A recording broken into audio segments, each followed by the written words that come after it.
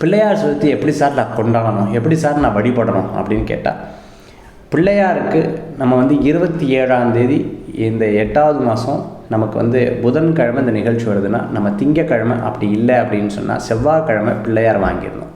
இரட்டை பிள்ளையாராக வாங்குங்க. இரட்டை பிள்ளையாராக வீட்டில் வச்சு ஃபஸ்ட்டு ஒரு தாம்பாளம் அப்படி இல்லைன்னா ஒரு வாழை இலை, நுனி கிழக்கு அல்லது வடக்க பார்த்துருக்கணும்.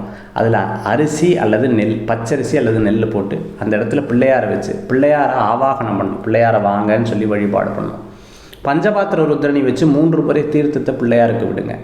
விநாயகப் பெருமானுக்கு எப்படி நீங்கள் ஒருத்தர் வீட்டுக்கு வந்தால் பாதத்தை பூஜை பண்ணி அதுக்கப்புறம் தீர்த்தம் கொடுக்குறீங்களோ அது மாதிரி 3 முறை தீர்த்தம் விட்டு அருகம்புல் எடுத்து வச்சுட்டு பிள்ளையாருக்கு அர்ச்சனை பண்ணுங்கள்.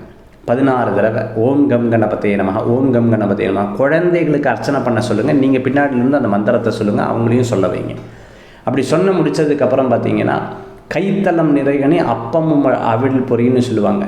அப்பம், அவிழ் பொரி, கொழக்கட்டை, மோதகம் இதெல்லாம் வச்சு பிள்ளையாருக்கு நைவேத்தியம் பண்ணுங்கள். நைவேத்தியம் பண்ணி தூப தீப நைவேத்திய தீபாராதனைன்னு சொல்லுவாங்க. கடைசியில் கற்பூரத்தில் தீபாராதனை காமிச்சு பிள்ளையாருக்கு தோப்பு கர்ணம் விட்டு வழிபாடு பண்ணிங்கன்னா எப்பேற்பட்ட துன்பங்களாக இருந்தாலும் நம்மளை விட்டு போயிடும். அதுதான் பிள்ளையார் வழிபாடு.